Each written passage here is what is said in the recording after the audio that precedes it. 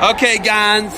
First things first. Fall Brawl with Blue Chip. You're the founder, one of the founders and co-owners of Blue Chip, correct? Right, yeah. Okay. I told you I was going to shamelessly hit you up. I hit Neil Arisman up for a hoodie earlier today. Oh, sure. Cool. And then he was like, hey, well, that's cool. Blue Chip's making me $350 more right now. Neil actually wrestled in our club growing up. So in our summer club, our kids club and our summer club. And now he's buying stuff from me. He's a D1 head coach. Yeah, he's awesome. How awesome is that, right? And this is his hometown, he told me. He's from DeSoto, Kansas, just outside of Kansas City. That's pretty cool. Yeah. This event, though, I mean, we're looking at a nails top-notch event. You're looking at probably one of the top.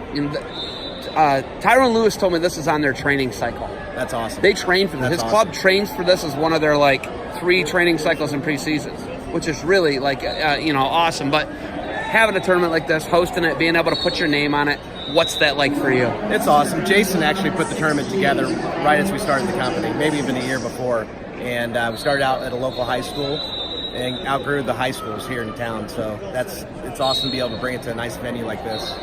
This venue is incredible. Sick. First things first, there is another deck below this that is the twin to this. There is. Yes. So I walked down and I'm like, why are we not at arena level? And we walked in and they're like, oh no, you got to go up. And I was super confused. Yeah. But what a beautiful venue to be able to leave, high school, an older venue. Now you get to come to this, being in a real first class arena. What's that like? It's awesome for kids because if you think about it, a lot of kids when they're in high school don't get to go wrestle in big arenas. They get to wrestle in local high school gyms, and by the time they get to the state tournament, they're in awe, they're in shock.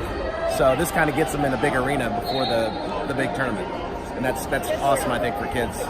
Think back to when you were wrestling, and your first time was going to the state tournament, and you walk into this arena, and you look around, you're like, holy cow. No shock and awe. You don't wrestle the same. Yeah, right? not with this. It's not shock and awe going into a big venue like you're saying. Right. I mean, even the Fargo Dome.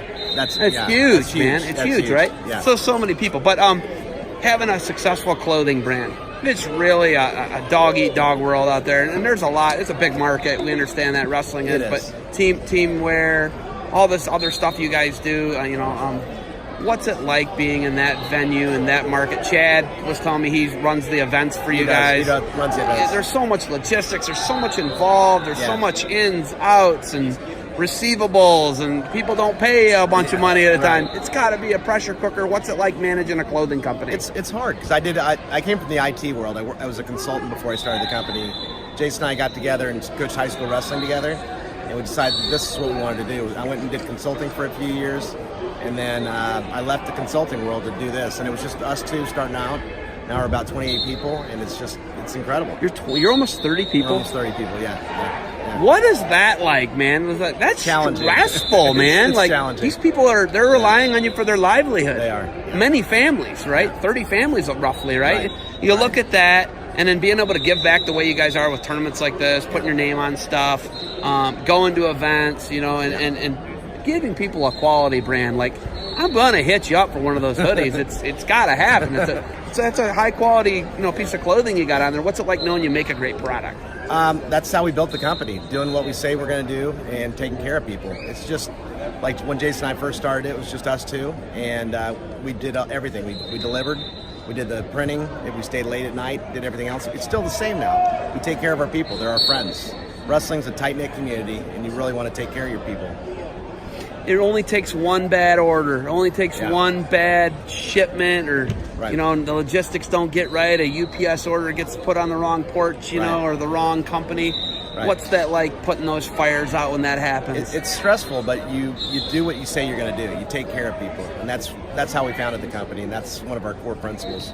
Do what you say you're going to do. No, don't make excuses. You're going to make mistakes. Things are going to happen. It's how you deal with those mistakes that differentiate yourself from other people.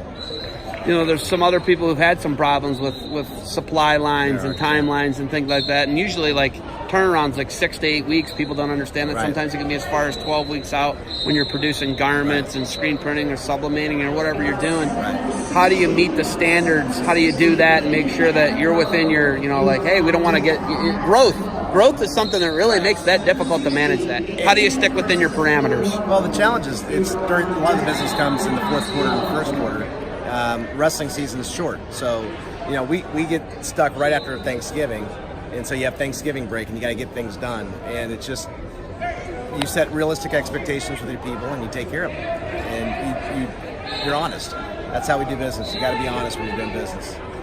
What do you want to see? What's the future of it? You know, you're probably someone who's got to be thinking retirement next 10, 15 years. That's got to be on your mind, right? Or are you going to be one of those people who's going to work forever? That's right. I love it. So I don't even think about retiring. I love what I do. I love the people I work with. I love the community that I'm with. Wrestling's such a tight-knit community that everybody knows everybody. I always say, you know, like Kevin Bacon, 6 degrees of separation. Wrestling's like 2.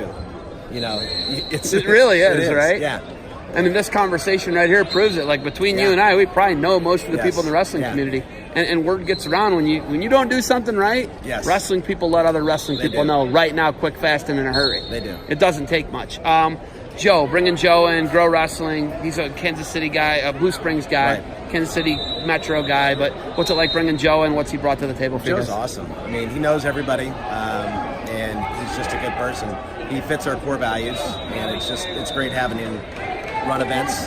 It classes up our events. Being able to bring people in like Joe that can really run a classy event, it makes us better. Speaking of classing up events, my man Schmitty, he's on the mats. He's got a co-branded blue chip corner rugs. I work with Schmitty if you haven't figured that out. Okay, my man Schmitty, he's always hustling though. And you're bringing more people on, right? Defense Soap's a little on right now. We're trying to bring them on more, but bringing people in who are like-minded, how important is that to you? It's huge. You don't want to bring somebody in just for a sponsorship. You want to bring somebody in that shares the same values that you do, takes care of their customers the same way you want to be taken care of. Ultimately, what do you want to see out of Fall Brawl? You know, you're going to grow into this arena. You know, you already have, I think. But, you know, where do you see it going? Where do you see all your other, you know, blue chip events going? Where do you want them to go? I think we want to see this venue. We want to grow to about 1,200 kids in this venue and really get a tough high school tournament similar to the Super 32 for the Midwest region.